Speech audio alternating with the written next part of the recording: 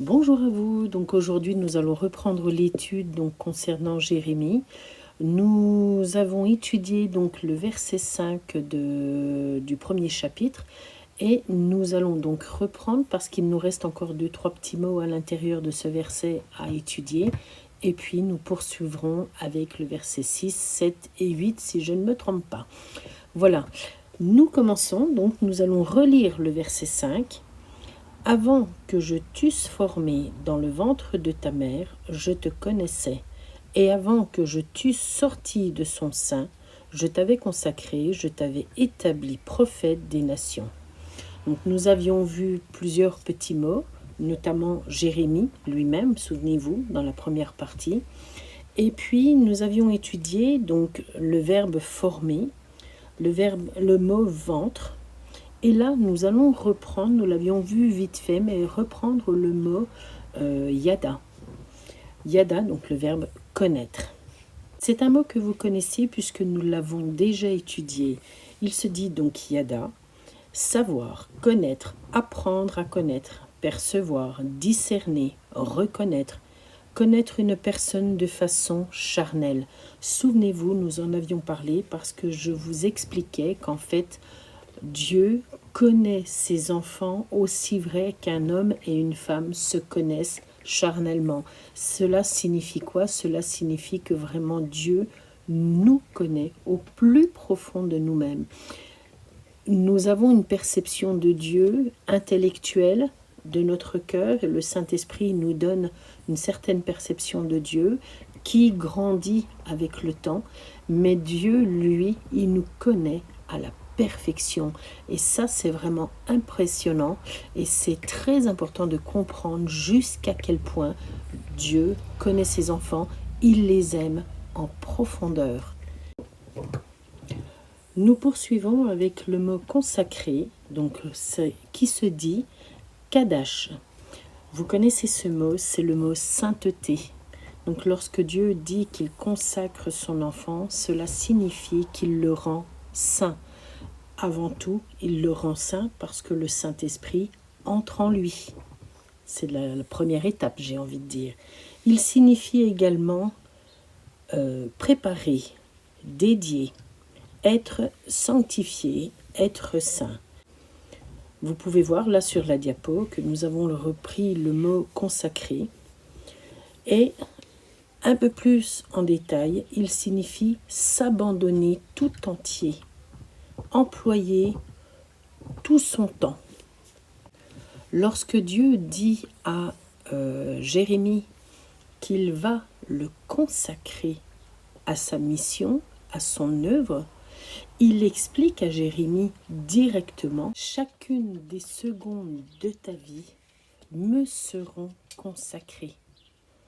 À partir du moment où Dieu parle à Jérémie, à partir du moment où il va toucher sa bouche, Dieu va consacrer entièrement Jérémie pour son œuvre. Si vous reprenez ce texte et que vous le lisez pour vous-même, en fait, l'Éternel dit à chaque enfant de Dieu, chaque seconde de ta vie m'est consacrée. Nous devrions normalement consacrer chaque instant à l'Éternel. Lorsqu'on se lève le matin, on devrait dire, Seigneur, aujourd'hui, j'ai mon travail, je dois aller à tel endroit, je dois faire ceci, mais montre-moi à chaque lieu, à chaque instant, à qui je dois parler. Et si toutefois je dois faire autre chose, montre-le-moi, que ton Saint-Esprit me parle, que vraiment à l'intérieur de moi, le Saint-Esprit parle au nom de Jésus. Maintenant, nous voyons le mot sanctifier justement.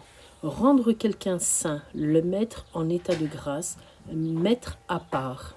Donc nous voyons ici que le verbe consacrer, c'est ce que nous étions en train de dire, c'est vraiment mis à part pour Dieu. À partir du moment où on devient enfant de Dieu, à partir du moment où on dit Seigneur, je veux te suivre, je consacre ma vie à ton œuvre parce que c'est une volonté, c'est pour l'amour de Jésus.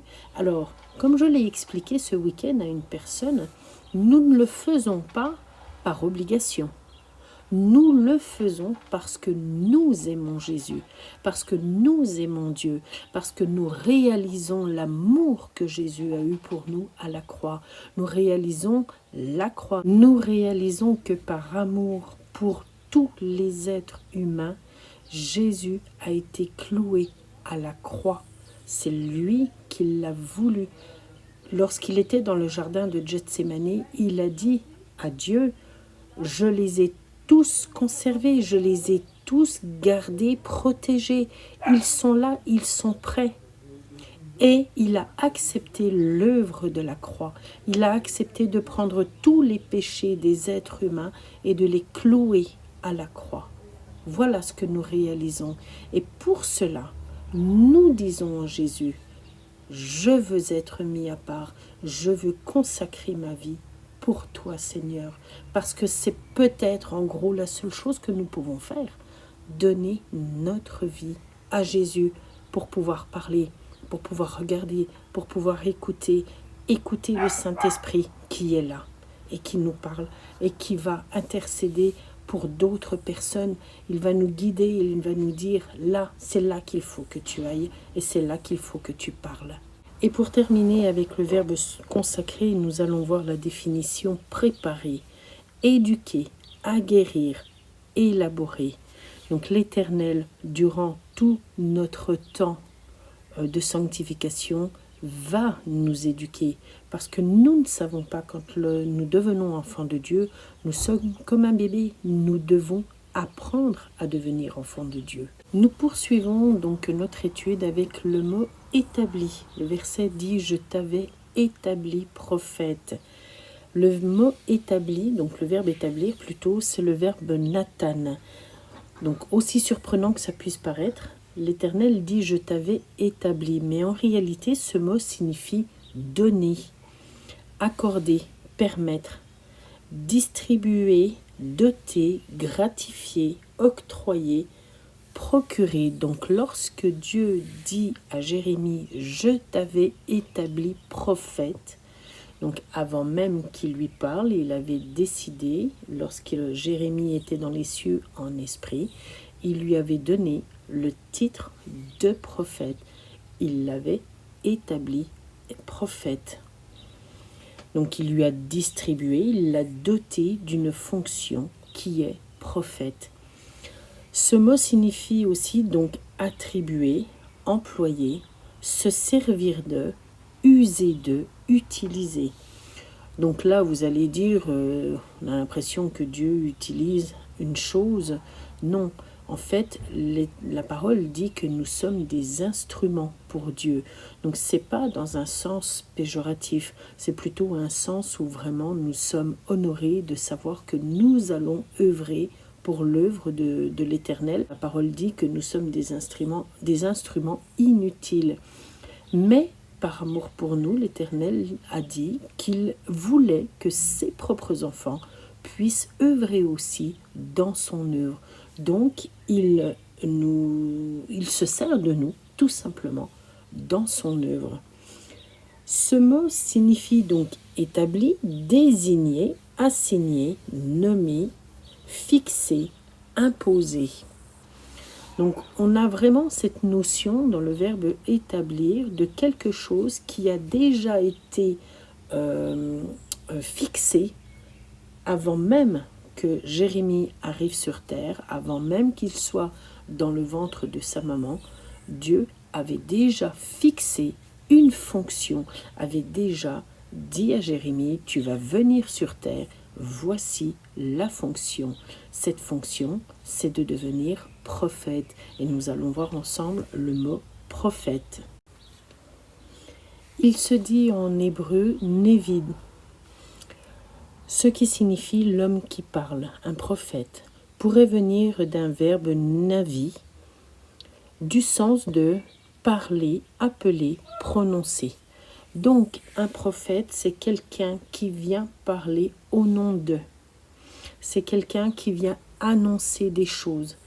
Là, en l'occurrence, le prophète vient annoncer ce que l'Éternel a décidé, en général pour une nation. Souvent, et j'ai presque envie de dire tout le temps, dans l'Ancien Testament, le prophète est venu annoncer à une population, à une nation, ce qu'elle allait devenir. Lisez Jérémie, lisez Ézéchiel, lisez Ésaïe, vous verrez que souvent les prophéties, c'est pour la ville de Tyr, la ville de Sidon, le pays d'Égypte, et ainsi de suite. Voilà, on parle souvent de vraies nations. Samuel est venu, lui, en l'occurrence, parler à David lorsqu'il est venu lui dire « Je connais un homme qui a fait telle chose » et là, il annonçait à David que il avait fait quelque chose de mauvais. Donc là, Samuel le prophète est venu directement parler à David. Mais de façon générale, on parle quand même, enfin le prophète parle pour une nation ou pour un peuple. Je vais arrêter ici cette partie d'étude parce qu'il y a encore beaucoup de choses à dire sur les versets suivants et je préfère les étudier dans une autre partie. Voilà, ça sera beaucoup moins long et ça sera plus facile pour vous. Je préfère vraiment que vous puissiez à la rigueur réécouter tranquillement les mots, les étudier et ne pas en mettre de trop.